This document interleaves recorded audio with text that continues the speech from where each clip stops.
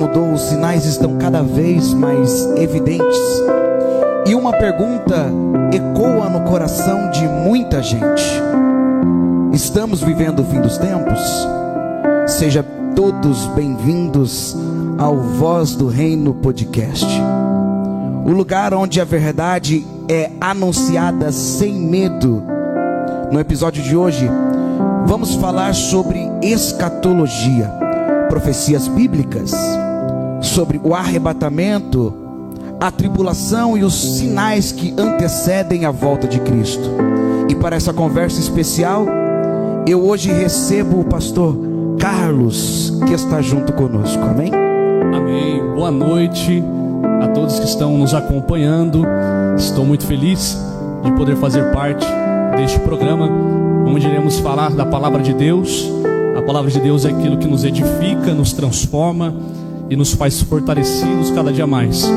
Esse tema é muito recorrente, muito pedido, e é muito importante nós falarmos sobre escatologia, sobre alguns pontos para defendermos a nossa fé, a nossa visão. E quero também agradecer a oportunidade ao irmão Eduardo estar aqui, presente, fazendo parte deste momento. Para mim é uma honra poder recebê-lo aqui. Creio que vai ser de grande valia o que vamos anunciar a todos vocês que estão aí, tá bom? Fiquem atentos, fiquem ligados, porque isso é um assunto muito polêmico, é um assunto muito debatido nos dias de hoje, e tenho certeza que você vai adquirir muito conhecimento hoje, tá bom? Vamos lá, pastor Carlos. A pergunta que não quer falar, não quer calar: estamos vivendo o fim dos tempos hoje? Sim, nós estamos vivendo os fins dos tempos, assim como nossos antepassados também mencionavam, que Jesus está voltando, e de fato Jesus está voltando. Nós vemos sinais evidentes da volta de Cristo, nós vemos tudo aquilo que a Bíblia tem passado para a gente, nós vemos sinais acontecendo. E eu costumo dizer que nós precisamos nos atentar por aquilo que as Escrituras estão dizendo, porque tudo que eu acho não é convivente aquilo que a Bíblia diz. Então nós precisamos sempre estar focado na palavra. Se tudo que você está ouvindo está fora da palavra, guarde a Bíblia e não fique com aquilo que é o achismo, Então, eu também gosto muito da palavra, uma frase que o Billy Graham ele fala, que a Bíblia ela é mais atualizada que o jornal de amanhã. Então é muito interessante que a palavra de Deus ela é incomparável, incondicional. Então os fins dos tempos, ele é evidente, e já está acontecendo sinais que nós vemos quando Jesus ele fala, por exemplo, em Mateus 24. Então nós vemos sinais acontecendo, e esse tema é um tema que envolve várias vertentes, várias visões, e é interessante que podemos ser edificados através desse tema.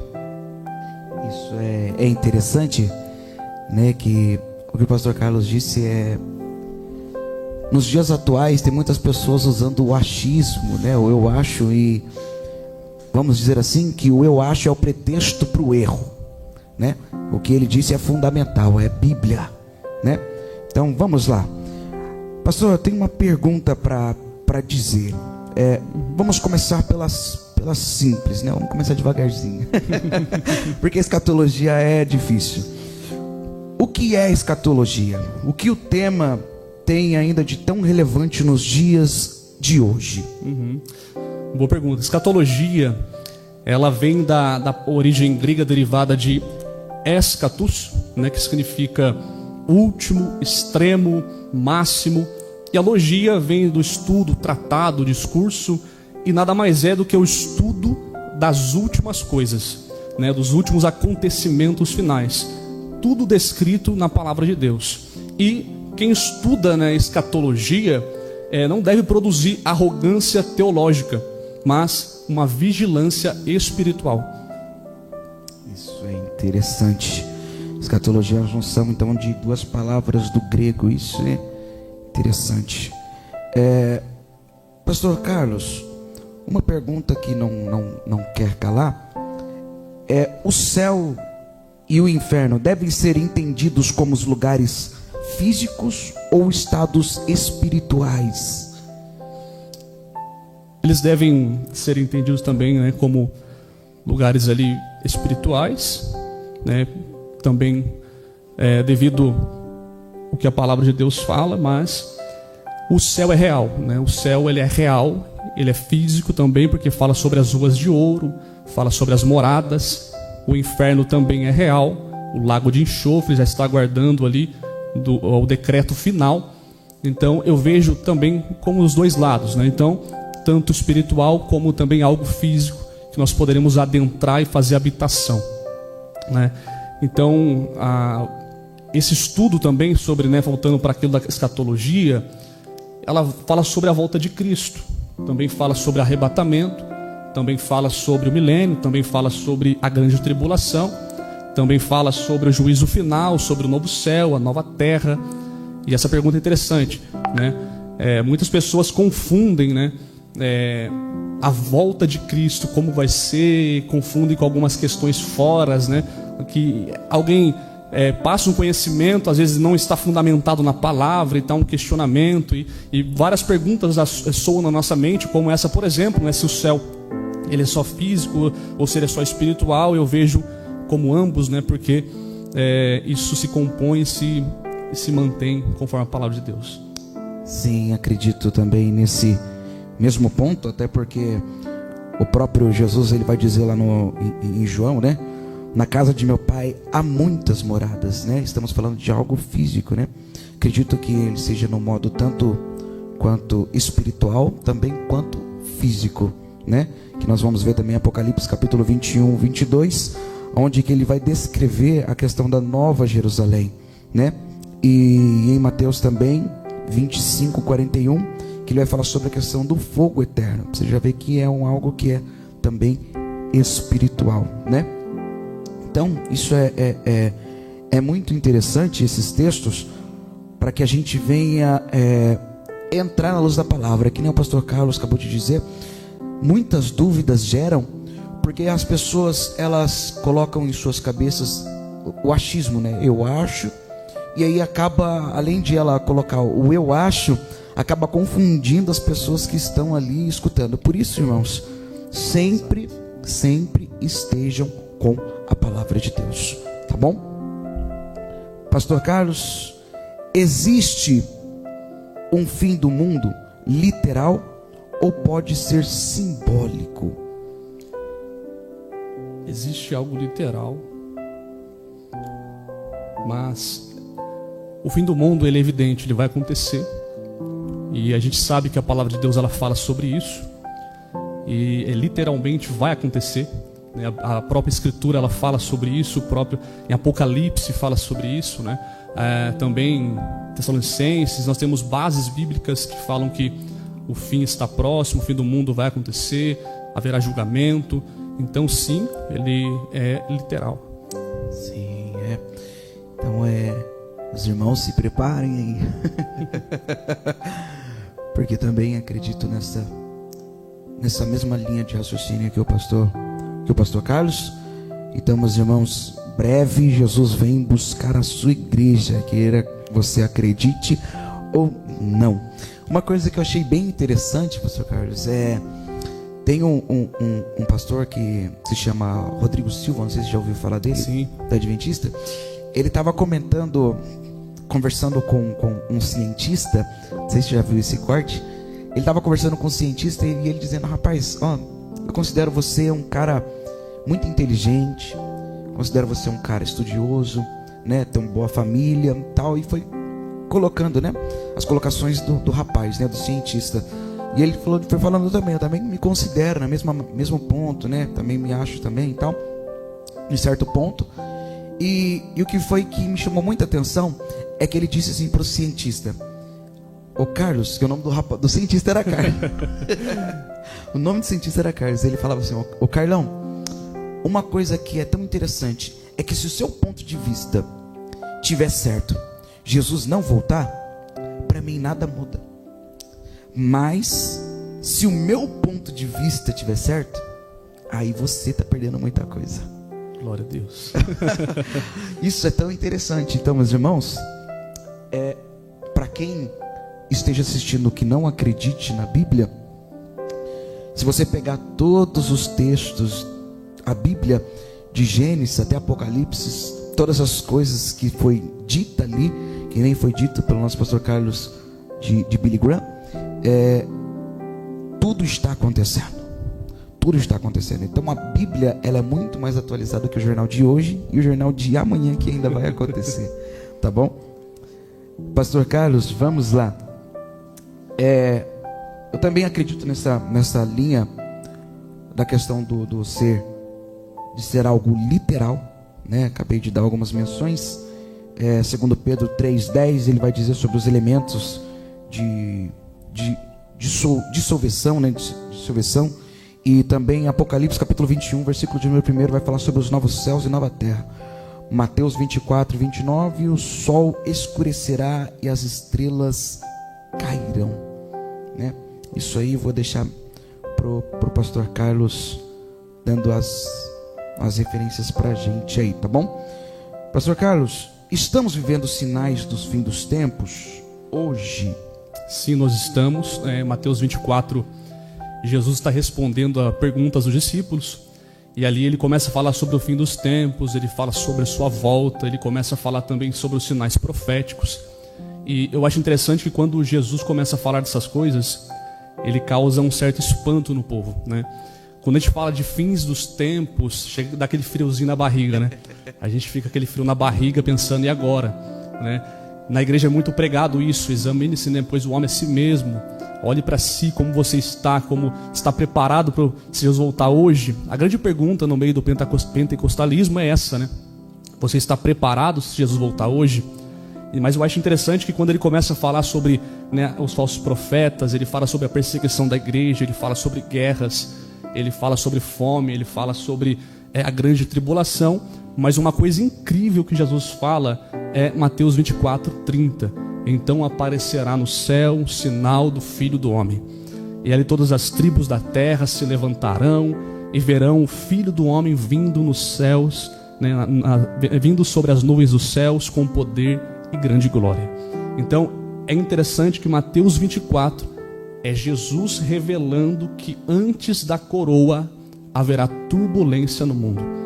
Então é interessante que também lá em 1 Tessalonicenses capítulo 4, versículo 16 e 17, também traz para a gente que o principal ponto, né, da nossa fé, o que nós acreditamos, é sobre o arrebatamento.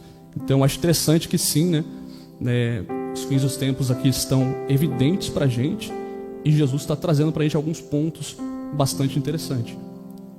Isso é interessantíssimo, porque esse capítulo de Mateus 24, né, Jesus vai falar praticamente em aberto para o povo, né? Ele vai falar em aberto para o povo, né? Se você pegar alguns pontos escatológicos, muitos pontos, não vou dizer todos, mas muitos pontos escatológicos são muito simbólicos. Deus vai dar em modo de visões, em modo de interpretação, né? E só que aqui não, para não houver nenhum erro, Jesus ele vai abrir e falar as claras para todo mundo, né? Que o filho do homem vai vir sobre as nuvens, né? Aparecerá nas nuvens. Nesse ponto, quando Jesus aparecer nas nuvens, o Espírito Santo é que vai arrancar, né, a igreja, né, da terra, o povo da terra, né? Fala um pouquinho sobre isso pra gente. É interessante que, né, em 1 Tessalonicenses capítulo 4, versículo 16 e 17, fala sobre o arrebatamento. E o texto ele nos ensina algo interessante, que Jesus descerá do céu, haverá voz de arcanjo, trombeta de Deus.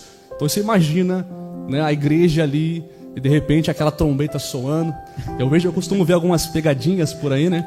Daquelas pessoas que pegam aquela caixa de som e colocam em cima do apartamento lá e começa a tocar trombeta, né? E algumas pessoas saem para fora, ficam olhando na janela, desesperadas. Ué, eu não fui, eu não tô indo, né? E vai ser exatamente assim, né? Talvez alguns acreditam que vai ser algo invisível para a terra, né? Para aqueles que não vão ser arrebatados, mas hoje outros já acreditam que vai ser visível, né? Todo olho também verá e tal.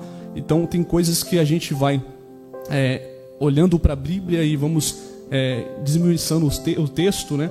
E também fala sobre que os mortos, né, em Cristo ressuscitarão, né? O primeiro, que são os crentes fiéis, né, que já morreram, que partiram antes do arrebatamento. E aí os vivos serão arrebatados. Uma coisa que eu acho interessante é que o arrebatamento ele será um encontro, né, entre a igreja fiel e o noivo eterno esperado. Então quando Jesus ele disse, eu vou, mas eu voltarei, né, ele está dando uma promessa, ele fez uma promessa. E a promessa de Deus é aquela promessa que é cumprida. Não é uma promessa como dos homens, né, que a pessoa fala, não, eu vou te dar tal coisa, só que você fica esperando e nunca acontece. Só que eu acho também interessante o preparo, né? Jesus fala para a noiva, eu voltarei, mas a noiva precisa se preparar para receber o noivo, né? Assim como a parábola das 10 virgens. E também eu acho legal de trazer aqui aquela questão como que era, né, o matrimônio ali, como que era o casamento, né, judaico, né? Onde ele se preparava, a noiva se preparava e ficava aguardando o noivo chegar, né? O noivo ele saía, ficava durante alguns dias ali tentando achar uma morada, uma casa. Enquanto ele não encontrasse esse lar para a noiva, ele não vinha ao encontro, né, da noiva. Então a noiva ficava lá se preparando e aguardando ele com as lamparinas acesas. E assim quando o noivo aparecesse, a noiva estava o aguardando, porque estava preparada para receber o noivo. Assim é a igreja. Interessante isso. Anotou, hein? Anotou? Isso é interessante. Interessantíssimo mesmo. Pastor Carlos, a escatologia ela pode gerar esperança nas pessoas ou medo? Qual é o foco real da questão da escatologia? Excelente pergunta, Eduardo. Muitas pessoas têm medo, né? A realidade, a gente pode falar muito assim como pastor, né? Como já dirigi igreja, já tive experiências ali também lidando com, né, o nosso meio gospel, com o povo. A gente vê que existe muito medo, né? A realidade é essa. Existe um certo medo de algumas pessoas, mas de outras nós vemos o anseio de estar com o noivo, né? Realmente, nós não podemos olhar para a escatologia como algo que vai nos barrar e nos privar de não ter esse encontro. Nós temos que olhar para a escatologia como uma oportunidade de alcançarmos a coroa tão desejada. Como Apocalipse fala, guarda o que tens, para que ninguém tome a tua coroa. Então, se você tem, você guarda. Se você não tem, não há como guardar. Então, nós precisamos guardar aquilo que nós temos. O que nós temos hoje, a nossa salvação. Então, a escatologia ela não pode gerar esse medo. Ela tem que gerar esperança. Um anseio, né? Uma sede, né? Apóstolo Paulo que era assim, né? Quero logo partir com ele. Quero logo descansar. Quero partir logo com ele, né? Apóstolo Paulo que era assim. É assim que deve ser, né? A gente, né? Pastor Carlos, desculpa. Pastor Carlos, o arrebatamento, ele pode acontecer individual ou é congregacional, geral? Coletivo? Isso. Existem relatos, né, por exemplo, né, de arrebatamento. A gente vê alguns testemunhos de pessoas que foram arrebatadas num instante, um momento, de forma individual. E isso aconteceu quando a pessoa estava orando. Já vi relatos de irmãos contando que estava orando no monte durante alguns dias, fez um propósito e começou a pedir para Deus para ver o céu, para entender como que é o céu, como que é, né, o céu, e queria muito saber como é o céu, como as escrituras falam. Só que a maioria dos casos e relatos, testemunhos, que quando a gente começa a entender, a gente vê que esses irmãos também teve a experiência de ver o céu, também ver o inferno. Então muitos relatos acontecem. Então eu acredito que um ato profético ali onde você está orando, você está clamando, Deus também pode arrebatar alguém individualmente para mostrar algumas visões, assim como era com os profetas, como por exemplo Ezequiel 37, está no vale, a Bíblia diz que veio a mão do Senhor e o pegou e o levou em espírito para o vale. Então tem coisas que eu acredito que o arrebatamento dessa forma pode ser individual, onde Deus quer mostrar alguma coisa para evidenciar para a igreja, mas eu acredito fielmente que o arrebatamento vai ser coletivo, aonde a igreja que já está sendo preparada, já está se guardando para Jesus, vai o encontrar nos céus conforme a palavra de Deus. Maravilha. Deu para entender aí, né? Glória a Deus. Pastor Carlos, o que é grande tribulação? A grande tribulação, tem muitas pessoas que se perdem nisso, né? ela é o período mais sombrio, né, da humanidade. Então a gente sabe que a grande tribulação, como o texto básico que acabamos de citar, Mateus 24, aí o versículo 21, ele fala: porque haverá então grande aflição, como nunca houve desde o princípio do mundo até agora. Então essa grande tribulação não é algo somente de um estado, de uma cidade ou de um país, é algo mundial. Então essa grande tribulação é o juízo divino, é a perseguição, é o sofrimento, né, sem precedentes. Então essa grande tribulação, na visão, né, pentecostal, vamos colocar aqui assembleiana, que é a qual eu venho, né, qual eu entendo, né, qual eu vivo, a tribulação acontecerá após o arrebatamento da igreja. Então essa grande tribulação vai ser instituída a partir do momento que a igreja, a noiva, se encontrar com o noivo. E será um momento de ranger de dentes, um momento difícil, um momento de perseguição. Eu acho que é válido trazer também, se a gente começar a olhar um pouquinho agora para o Estado hoje, colocando a geopolítica, colocando como, né, visando assim os países, nós temos um mapa que foi apresentado, inclusive, acho que foi na minha igreja, a nossa igreja, onde eu vi uma questão muito interessante, aonde está instituído mais as perseguições. Então já tem uma clara evidência que essa grande tribulação, ela vem para limitar as pessoas, ou seja, controlar os crentes, controlar as vidas. Um exemplo, vamos colocar Coreia do Norte. Não se pode entrar um cristão. Se descobrirem que um cristão está ali, esse cristão ele pode morrer. Só que alguns talvez queiram se aventurar a estar ali, mas eles não conseguem nem acesso, né? Mas tem gente com certeza que é cheia do Espírito Santo, que quer ir em Paulo, que quer estar em Corinto, quer estar em Éfeso, quer estar, né, na Roma, quer estar em todos os lugares, nos confins da terra, como a palavra de Deus diz, que quer estar. Mas nós vemos que essa grande tribulação já está acontecendo em partes evidentes para a gente, aonde pessoas estão sendo controladas, manipuladas por um regime que é narcisista, um regime ditador, um regime que está oprimindo as pessoas. Seria isso o princípio das dores, as dores de parto que a Bíblia nos fala, igual a mulher sente, né, as dores de parto antes do nascimento da criança? Seria isso já, essas perseguições, essas tribulações que hoje os cristãos passam na mão desse povo? Será que seria isso já, essas dores de parto? Sim, eu acredito que sim, porque a gente vê muita perseguição, alguns países já estão se fechando, a China, por exemplo, também persegue crente, persegue cristão. A gente vê muita coisa acontecendo, inclusive no nosso país, né? A gente vê que tem as oposições, né, que não se agradam de ver alguém proclamando a palavra, falando aquilo que a Bíblia realmente diz. A gente vê uma certa limitação dentro da sociedade hoje, que escatologicamente dizendo, já está acontecendo. Então a gente vê algumas coisas acontecendo, né, onde, por exemplo, dentro do Senado, dentro do Congresso, a gente vê essa perseguição já acontecendo, né? Hoje você não pode mais, dentro de uma empresa, por exemplo, você falar um pouco de Cristo, ou você falar alguma coisa fora. Você percebe que tem umas certas limitações, não que você tem que pregar, tá, irmão, dentro da empresa, né? Porque a gente sabe que tem, né, limitações, a gente tem que também estar ali para trabalhar e tudo mais, mas há uma perseguição sim se instituindo. Inclusive eu passei momentos assim dentro de uma empresa, né, onde eu sentei para almoçar e pessoas, sabendo que eu sou pastor, estava dizendo: não gosto de pastor, eu não gosto de igreja, igreja abre mais do que adega. Então eu comecei a falar dessa maneira. Então a gente percebe que sim, realmente já está instituído, né, essas dores de parto, a gente já está sentindo. E um ponto assim, 2 pontos, né? Um ponto seja triste e um ponto seja bom. Porque é um ponto que seja triste, que você vê que as pessoas, elas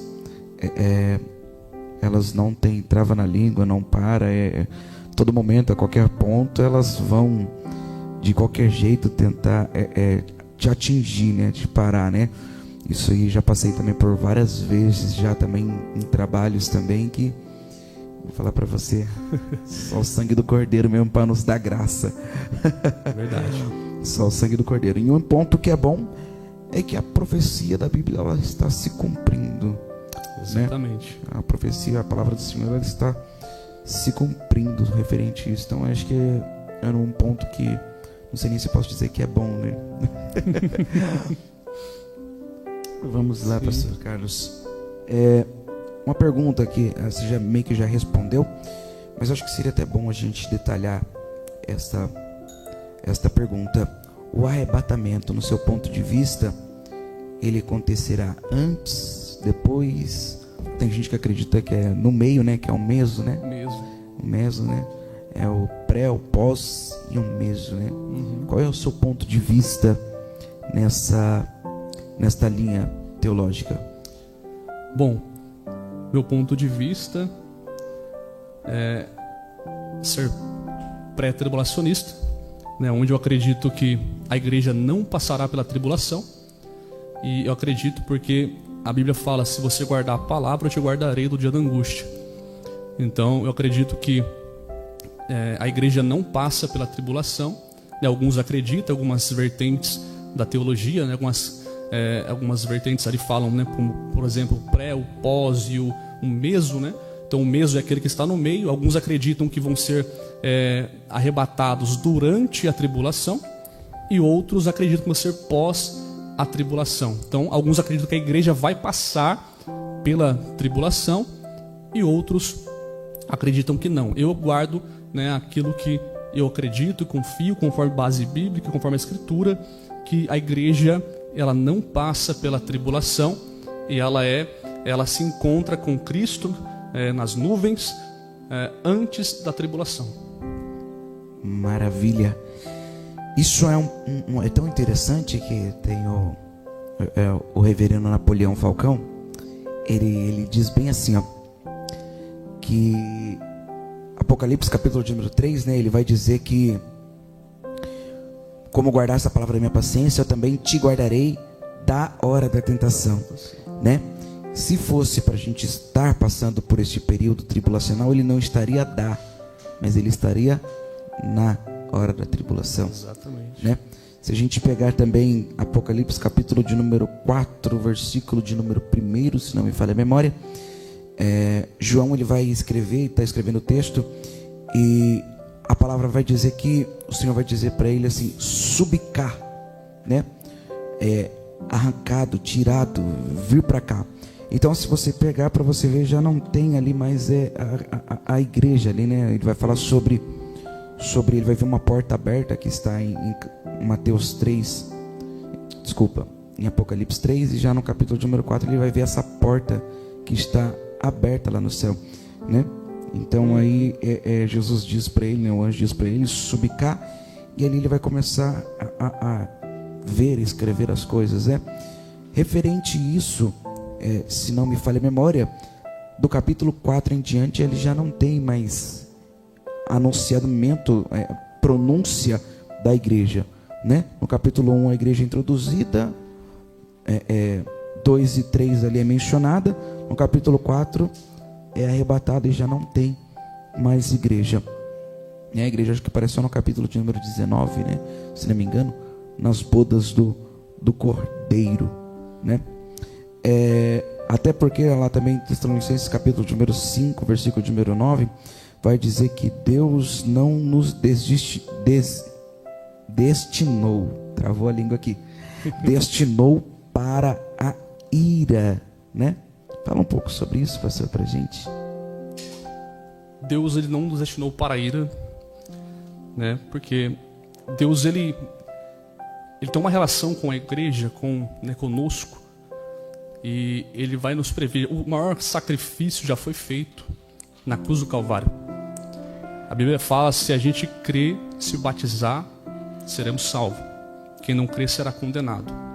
Então, o maior ato de amor já foi feito por nós. Então, não há, né, por que se preocupar. Deus não nos fez para a ira.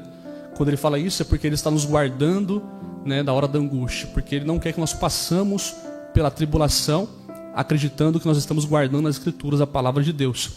Em Mateus 24, 27, é bem interessante de enfatizar, que fala como o relâmpago sai do Oriente e se mostra no Ocidente, assim será também o arrebatamento. Né? Também Mateus 24, 44, porque a hora em que não penseis, o Filho do Homem virá. Isso é muito forte. Então, Deus, Ele vai assim nos livrar, né? Não nos fez para a ira, mas sim para nós sermos adoradores, e Ele ama cada um de nós. Isso é lindo, isso é interessante isso. Sabe o que me chama a atenção, pastor Carlos? Dizer que o sistema, ele cogita tudo para aquilo que Deus implanta. O sistema, posso até ser cancelado por isso, mas eu tenho que falar. O sistema, ele vai tudo ao contrário pelo que Deus implantou. Né? Pode ver que Deus é a favor do homem e mulher. Aí vem o sistema e coloca ali mais um gênero que não tem. A Bíblia é homem, macho e fêmea. Acabou. Se você pegar para você ver, Deus foi lá e criou o sinal do céu como aliança, né? Como uma aliança. Aí veio o sistema e colocou esse sinal como o arco-íris, o sinal do terceiro gênero, que não existe, né? Sobre o casamento, o sistema hoje implanta que o casamento é ruim, é melhor viver solteiro, né? Você vê que tudo que Deus implanta, o sistema e Satanás, ele tenta distorcer aquilo para fazer muitas pessoas se perderem ou deixar de acreditar nisso. Isso me chama muita atenção, porque que nem o pastor Carlos acabou de dizer, a questão do arrebatamento que vai mostrando o Ocidente do lado para o outro. Agora conjectura comigo, o arrebatamento acontecendo, muitas pessoas ficando. O que as pessoas que já não criam iam dizer? É o quê? É um extraterrestre, é um ET, né? Isso, os Estados Unidos, eles já implantaram a área 51. Essa área 51 lá vai falar sobre extraterrestres, sobre nave espacial, vai implantar muita coisa lá, porque eles já estão preparando para que quando a igreja realmente ela seja arrebatada, eles dizer que foram os extraterrestres, né? Até um tempo atrás, os antigos presidentes dos Estados Unidos, ele tinha colocado que se um piloto de avião é crente, o outro tem que ser ateu ou não acreditar, para não correr o risco de, no arrebatamento, as pessoas irem embora e o avião cair com as outras pessoas que estão. Não sei se você já ouviu falar isso, sim, mas sim. Rapaz, então tudo que Satanás, tudo que Deus implanta, Satanás ele quer distorcer, distorcer esses planos. Mas de uma coisa tão interessante que eu até rapaz, o pastor Carlos falando aqui, eu quase saí daqui correndo. Oh, glória. Uma coisa que é tão interessante é que as pessoas podem crer ou não crer, mas a palavra de Deus, ela vai se cumprir. Eu acho interessante, né? Você disse agora essa questão, né? Satanás, ele é especialista, né? Ele é especialista em copiar, né? Ele quer sempre estar copiando. Vamos dizer também assim na indústria. Hoje a indústria, por exemplo, os chineses copiam muitos americanos. Eles querem equiparar o seu equipamento com o equipamento americano, mas sabemos que o equipamento americano ainda tem sua desenvoltura um pouco melhor. Assim também no mundo espiritual. Satanás ele tenta copiar, né, aquilo que Deus faz, só que ele não consegue fazer como Deus faz. Porque ele também não é onisciente, onipresente e onipotente. Então assim, Deus ele está em todos os lugares. Ele sabe o que vai acontecer às 9h34, Satanás não sabe. Então, uma frase, o qual você mencionou sobre ira, eu coloco no meu coração: a igreja não aguarda a ira, a igreja aguarda o noivo. Oh, glória! Ela não está aguardando a ira, ela está aguardando o noivo, porque a tribulação ela será um juízo divino. E a igreja ela será retirada antes disso. Porque nós aguardamos o noivo e não a ira. Então eu acho lindo isso, né? Porque Deus não nos fez para ficarmos sofrendo, angustiados. Ele nos fez para sermos adoradores e o adorar em espírito e em verdade. Isso é interessante, né? Você que estiver aguardando aí o anticristo, Fique aí aguardando ele. Nós estamos esperando Jesus nos chamar, né? Glória a Deus. Ai, Jesus. Isso é tão lindo, pastor, porque tem muitas pessoas que entram nesse texto dizendo assim, mas se os antigos, os que estavam do passado sofreram perseguições, sofreram tantas coisas, foram cortados no meio e tudo isso e tal, quem somos nós para não passar pela grande tribulação, né? Esses são os pontos, né, dos pós-tribulacionistas, né? Fala um pouco sobre isso, a sua questão da sua visão referente a isso, explicar para as pessoas também que estão assistindo. A questão você disse sobre a questão da perseguição, né? A perseguição, ela se dá em todos os lugares, né? Mas depende daquilo que você foi chamado para executar. Eu entendo que cada um de nós fomos chamados por algum propósito. Aqueles 12 discípulos, os 12 apóstolos foram chamados para implantar a igreja e fazer com que a igreja crescesse. Então eu acredito que cada um ele tem uma chamada, cada um tem uma promessa. Então nos dias de hoje nem todos vão passar, né, perseguições, porque talvez não é a vocação daquela pessoa ser um portador missionário da palavra de Deus, que venha expandir essa palavra em vários cantos. Então eu entendo que cada um tem um propósito, né? Vai acontecer, a perseguição já está acontecendo. Então a gente vê uma grande evolução quando se fala de perseguição. A evolução que eu quero dizer é aquela evolução contínua, né? A gente não vê algo cessando, nós vemos que está cada vez mais recorrente, né, cristãos morrendo, pessoas que proclamam a palavra morrendo. Então já está acontecendo, só que tudo está limitado à vocação daquela pessoa. Se ela é vocacionada a ser um missionário, a perseguição é em dobro. Mas se ela é vocacionada a estar na casa de Deus, fazendo parte do corpo de Cristo, talvez ela não passe tanta perseguição quanto aquele que está na linha de frente. É como um exército. Alguns é chamado para ficar na retaguarda, outros é para ser linha de frente. Então tudo depende daquilo que você foi chamado para executar. Maravilha. Pastor, a gente temos uma pergunta no chat. Estão perguntando para você ali. Pergunta da Teologia Transparente. Estão te fazendo uma pergunta. A pergunta é: guardar na hora da angústia significa livrar da angústia? Essa é a pergunta da Teologia Transparente para o Senhor. Já sei quem perguntou. Teologia Transparente, um amigo aí, pastor João Henrique, né? Ele é um outro podcast aí, né, que a gente participou recentemente. Guardar da hora da angústia, é isso que ele falou? A pergunta é: guardar na hora da angústia significa livrar da angústia? É porque isso é uma pergunta de um pós-tribulacionista, né? Deu para entender. Com certeza falar isso. É uma visão pós-tribulacionista, né? Então eu acredito que guardar na hora da angústia, né, não é para, com certeza vai ser para aqueles que ainda não estão, que não vão ser, né, arrebatados aí, que tem aquele povo que vai ficar, né? Talvez aí com a palavra de Deus vai ser alcançado. Vamos lá. As nossas irmãs também que hoje estão nos acompanhando aqui no podcast também tem uma pergunta para fazer para os irmãos.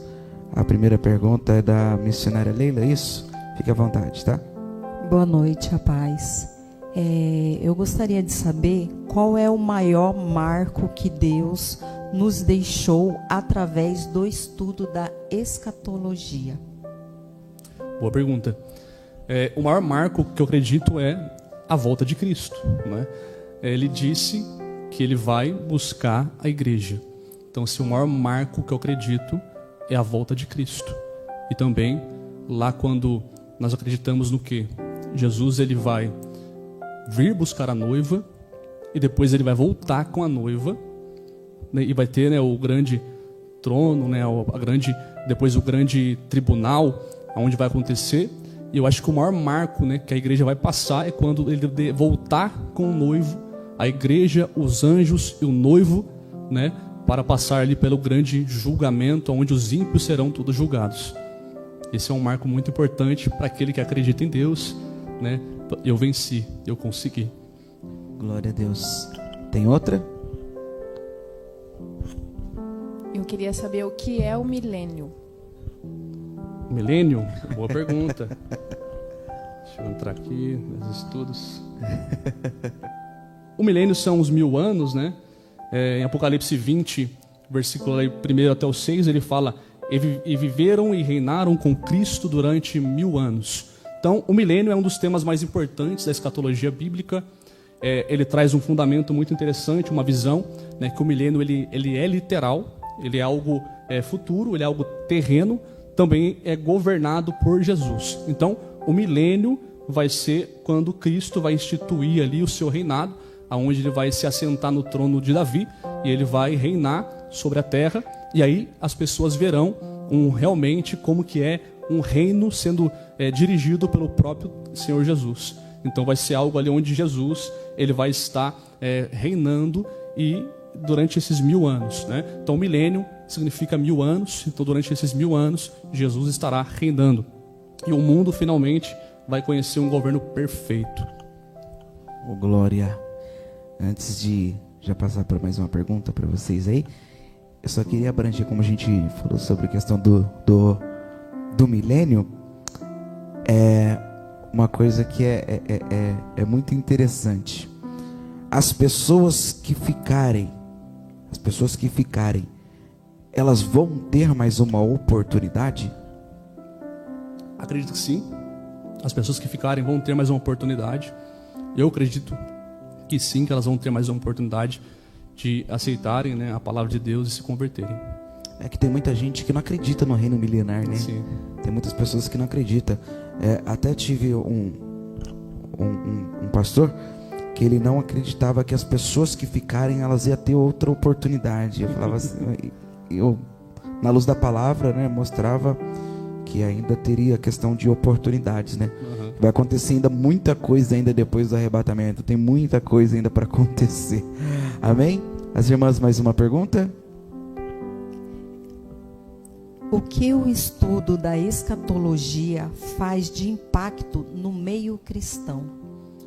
Boa pergunta. A escatologia ela traz a esperança, né, de entendermos os últimos sinais e prepara a igreja para a vinda do noivo. Então a escatologia ela está preparando a igreja a entender. Escatologia é uma matéria da teologia, então eu recomendo você, né, meu caro irmão, minha cara irmã, a estar estudando, se aprofundando na teologia, seja básica, média avançada ou a bacharel, né, para você entender um pouco mais sobre a escatologia, que é uma matéria da teologia que envolve várias vertentes, e isso produz, né, o sentimento de preparo, sentimento de entender que existe vários acontecimentos que vão surgir, os que já estão surgindo, e a certeza que nós estamos no caminho certo, aguardando o noivo para vir arrebatar a igreja. Aleluia, glória a Deus. Pastor Carlos, as pessoas que morrerem hoje, elas vão para onde?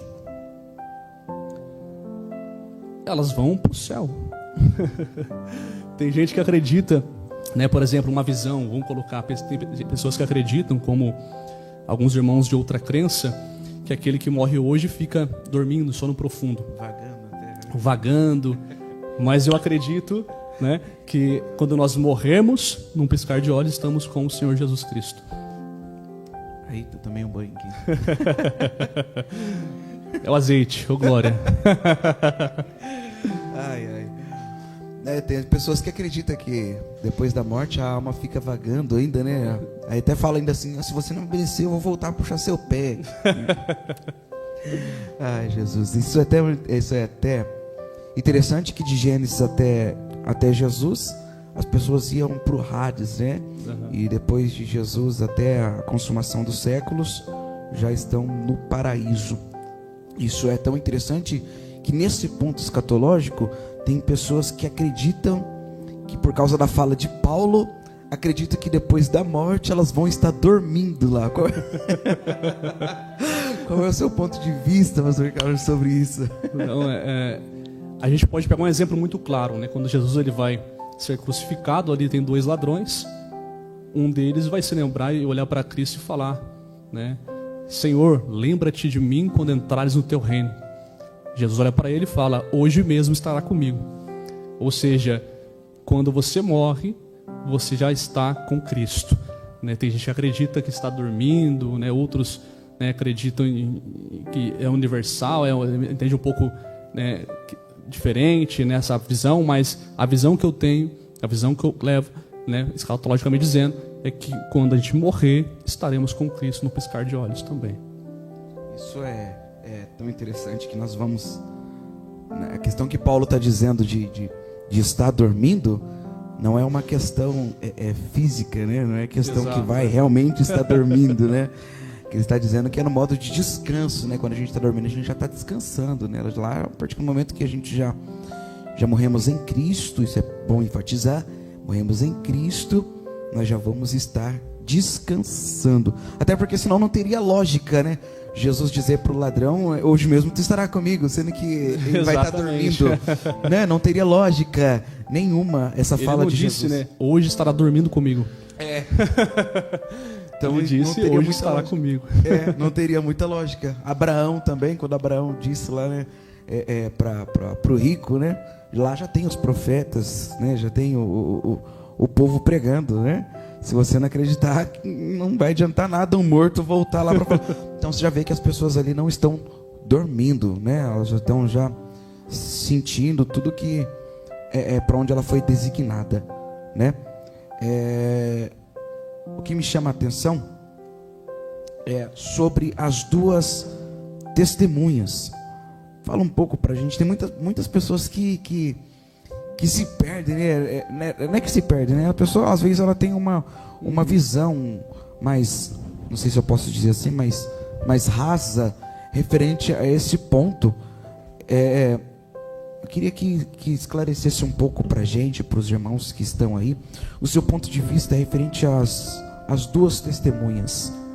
Bom, as 2 testemunhas são figuras proféticas, né, que anunciam ali a mensagem de Deus durante, deixa eu pegar aqui agora, 1260 dias, né, conforme um estudo que eu fiz.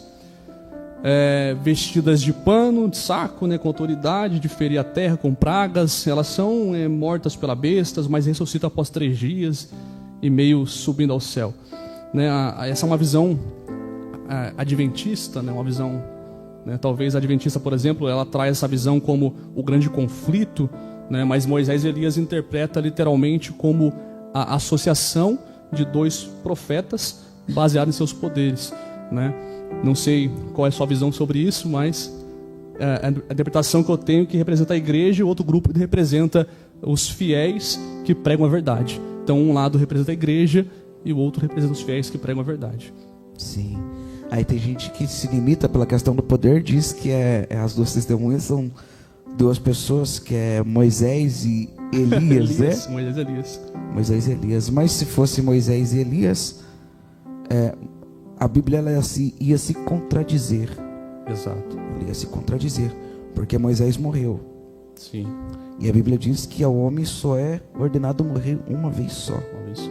Né? Elias também não é, porque Elias foi arrebatado. Então, para estar no céu, o seu corpo já foi transformado. Glória a Deus. Né?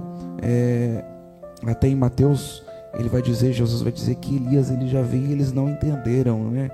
A questão do ponto que estava dizendo que Elias iria voltar. E tem gente que diz então que era Elias e Enoque, né? Os 2 que foram arrebatados. Os 2 que foram arrebatados. E é isso, a visão sobre isso. Um ponto, esse ponto dói na alma. Mas a minha visão é que é a igreja e o povo de Deus, né? Para mim, as 2 testemunhas, uma é a igreja e o outro é o povo de Deus, e um grupo de fiéis que pregam a verdade e outra é a igreja, né? Essa é a visão que eu tenho e que levo comigo. Não acredito que é Elias nem Moisés, que conforme não seja literal 2 pessoas. Não são literais, né? É mais alegórico, né? Então acho que acredito que é mais a igreja e o povo de Deus que prega a verdade. Interessante. Isso é um ponto bom da gente da gente esclarecer, porque tem bastante pessoas que têm bastante perguntas referente dessas duas testemunhas, né? Tem pessoas que perguntam pela questão dessas bases dessas 3 pessoas, né? Já até ouvi, já até outras teses também, mas essas daí eu já até descarto, né? Vamos colocar assim, né? Que a gente até descarta, até arranca já fora, né? Do papel. Uma pergunta que eu queria fazer é: qual é a diferença entre o juízo final e o tribunal de Cristo? Tem diferença, não tem diferença? E quais são as diferenças? Perfeito. Juízo final, né, e o tribunal de Cristo, depende muito na questão, né, porque nós falamos sobre a parte, por exemplo, Apocalipse 20, versículo 11 e 15, ele fala, né, sobre também o grande trono branco. Então o juízo final, ele é o momento que Deus ele vai julgar toda a humanidade com perfeita justiça. Para mim, o juízo final e o grande tribunal é a mesma coisa, né? Porque assim, o juízo do grande trono branco, por exemplo, é o juízo depois, né? Nós estamos passando, né, aquele que vai ser arrebatado, por exemplo, já está passando por um juízo, né? Vamos colocar entre aspas, aquele juízo de você ser aprovado a você se encontrar. Se você foi arrebatado, quer dizer que você realmente passou, né, viveu ali conforme as escrituras diz para você viver. Mas eu não vejo uma grande diferença, né? Eu acho que são a mesma coisa. Não sei qual é a sua visão nessa parte, né? Sim. A gente temos uma pergunta aqui no chat. Mais uma, pastor. Pergunta da Palavras, isso? Isso. O crente deixou de lado a escatologia? Deixou. Se nós olharmos hoje para o nosso meio gospel, né? A gente percebe que hoje não se prega mais a verdade, né? Há um déficit muito grande dentro das nossas igrejas, onde não se está mais mencionando a verdade da palavra de Deus. Porque a verdade, ela dói, a verdade machuca, né? E quando a gente fala sobre pecado, a gente fala sobre correção, a gente fala sobre, né, a autoridade ali que a gente temos colocado de Cristo, né, sobre a igreja, isso causa um pouco de espanto, um pouco de receio nas pessoas. Chega a incomodar, né? A gente percebe, e o incômodo ele é natural na vida de um crente, né? Como o Paulo, por exemplo, tinha um espinho na carne, um mensageiro de Satanás, né? Ele era acusado a todo momento. Alguns pensam que é uma doença, uma enfermidade, mas eu acredito que era um mensageiro, alguém que ficava acusando ele o tempo todo, o falso profeta, algo do tipo, aquela perseguição. Então a escatologia ela tem sim sido limitada dentro das nossas igrejas, e não tem se aplicado muito bem o conhecimento, né, o estudo, né, sobre isso. E sim, é algo que a igreja hoje sofre e não está executando da melhor maneira, né? Uma igreja que vive escatologicamente bem é uma igreja saudável, uma igreja que realmente está no caminho certo, na direção correta. É interessante. Sr. Carlos, falamos sobre a questão do milênio, e o que me chama a atenção é que o milênio ele vai ser a restabeleção. Deus vai restaurar a terra, né? Vai transformar a terra a certo ponto do reset, vamos dizer assim. Vai voltar no modo de fábrica lá, onde não tinha leão atrás de cordeiro, nem nada disso, né? E nesse período, o Senhor Jesus vai reinar durante 1000 anos, né? E tem gente que acredita que o galardão que nós vamos receber seria um modo de escala, né? Tem 2 pontos do modo do galardão, né? Tem um que acredita que seriam poderes que as pessoas vão receber, tipo assim, vamos dizer assim, né? Não sei se posso dizer poderes, mas uma autoridade que Deus vai dar à pessoa para ela exercer no reino milenar, né? Tem gente que acredita nesse ponto, e tem gente que acredita que o galardão, né? Esse é o meu ponto de vista, que no galardão seria para a glória do santo nome do Senhor Jesus. Diz pra gente um pouquinho referente a isso, o seu ponto de vista, né? Explainar um pouquinho sobre isso pra gente. Bom, eu acredito que os galardões sim vai ter uma grande diferença, né? Porque a gente não pode equiparar nas pessoas. A gente sabe que alguns buscam muito, outros buscam pouco, mas não deixam de cumprir as escrituras.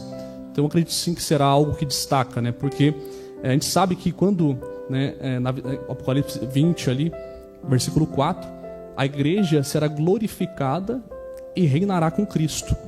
Então nós sabemos que no ano do milênio, né, nesses 1000 anos, a igreja estará com Cristo também e exercerá autoridade espiritual em Cristo, com Cristo. Então eu acredito que sim, haverá alguns ali com, vamos dizer, com aquela medalha de honra um pouco diferente, né? Aquele soldado que vai para a guerra e ele se destaca, ele consegue ter uma medalha de honra. Então terá pessoas que terão sim uma capacidade um pouco melhor do que as outras, mas tudo para a glória de Deus, né? Para exercer com autoridade, com Cristo, aquilo que foi chamada para executar. Então eu acredito que sim, vai ter uma diferença nessa questão, mas é algo que vai ser para a glória de Deus, para com Cristo ali executar também coisas para transformar, né? Para glorificar o Senhor. Nesse período Satanás vai estar preso, correto? Vai estar preso. Depois desse período ele vai ser solto, e para confundir e enganar a muitos. Exato. Né? E aí tem muitas pessoas que ficam, mas peraí, não faz lógica. Acabou de reinar 1000 anos, agora como é que vai condenar um monte de pessoas? Como é que vai perseguir um monte de pessoas? Fala um pouco sobre isso pra gente. Sim. A Bíblia fala então, né, que nesse milênio Satanás ele vai ser preso, e Satanás, depois passou o milênio, Satanás será solto, né? E ele será solto para fazer o quê? Enganar nações novamente. Porque ele é o pai da mentira, ele é enganador, ele veio para roubar, matar e destruir. Mas Deus, Jesus, vai derrotá-lo definitivamente. É uma questão, realmente é um paradigma muito grande, né? Você pensar, né? Jesus está reinando durante 1000 anos, agora Satanás está preso, porque vai soltar novamente. Eu acredito que é para entender se aquele tempo que aquelas pessoas entenderam como, né, Cristo está executando o seu reinado, se eles estão fortalecidos, se realmente eles estão crentes em Cristo Jesus. É como Paulo disse, já não vivo mais eu, mas é Cristo que vive em mim. Então é para testar se realmente aquelas pessoas entenderam. Porque viver, por exemplo, a gente falou que vai ser uma transformação durante 1000 anos, paz, alegria, bênção, bonança. Então vai ser uma transformação tão grande que as pessoas estarão vivendo um momento como se fosse o céu, a glória de Deus, né? Só que aí agora entra um outro contexto, um contexto onde Satanás vai ser solto e novamente a enganação vai começar a acontecer. Então viver quando eu estou próspero é muito bom. Difícil é eu ser crente quando as coisas estão ruins, quando a escassez chega, quando a morte chega, né? Quando as coisas não dão certo. Então difícil é nós sermos crentes fiéis quando a situação não está bem. Então eu acredito que Cristo permite isso acontecer para realmente entender aonde está o coração, aonde está realmente a confiança deste povo. Sim. O que me chama a atenção, né? O que me chama a atenção é que tem muitas pessoas que elas perguntam assim: nesse reino milenar vai ser só as pessoas que vão vir, ou as pessoas que ficarem também vai estar nesse reino milenar? Boa pergunta essa, hein? As pessoas vão ter os dois povos, sim. Acredito que vai ser os dois povos, porque acredito que vai ser uma oportunidade de pessoas entenderem ali o que Cristo realmente é, né? Então acredito que sim, vai ver os dois povos. Certo. O relógio aqui voa, hein, rapaz? Olha. A hora voa demais.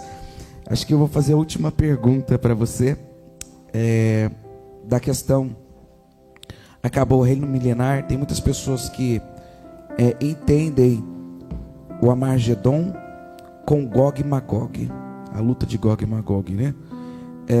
No seu ponto de vista, os dois são coisas distintas, separadas? Qual é o seu ponto de vista referente a isso aí? E o que vai acontecer depois de tudo isso? Vamos habitar aqui na terra, a terra vai ser transformada, vamos morar no céu? Fala um pouquinho pra gente referente a isso. É que 1 hora só pra falar de escatologia... É muita coisa. Não tem como, né? Mas dá uma espainada pra gente, por favor. Sim. Eu acredito que é a mesma coisa, né? E também a Nova Jerusalém, né, vai ser transformada, né? Então eu acredito sim que é a mesma coisa e haverá sim essa transformação, né? Certo. a Nova Jerusalém de fato seria a habitação. Tem pessoas que pensam que até que é pessoa, sabia? Tem pessoas que pensam até que é pessoas. No seu ponto de vista, seria a Nova Jerusalém seria habitação. Isso. Habitação. Tá. As irmãs, alguma pergunta? Não? Alguma pergunta no chat? Não? Pastor, fique à vontade. Pode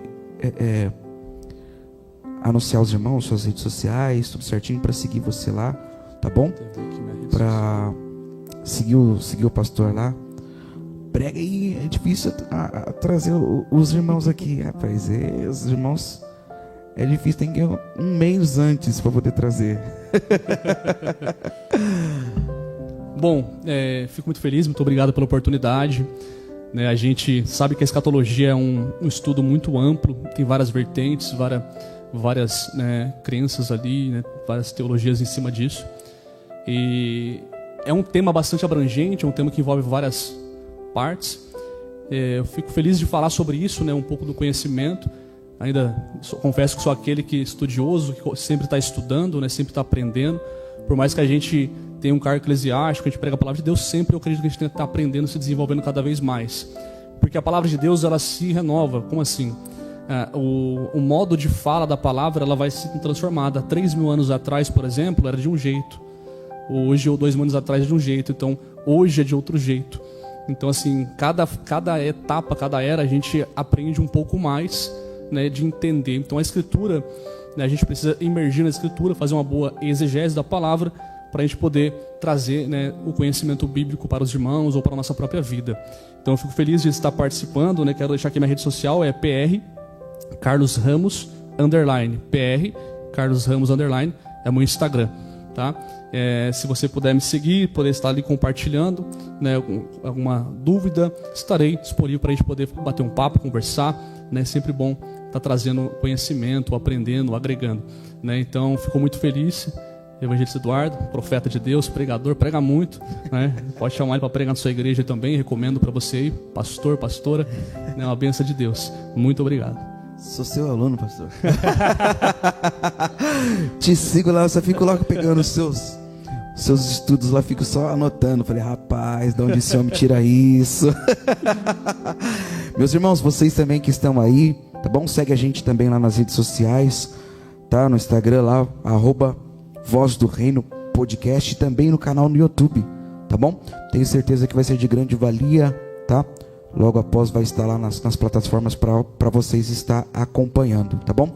Pastor Carlos, foi uma honra muito grande mesmo poder receber o senhor aqui, tá?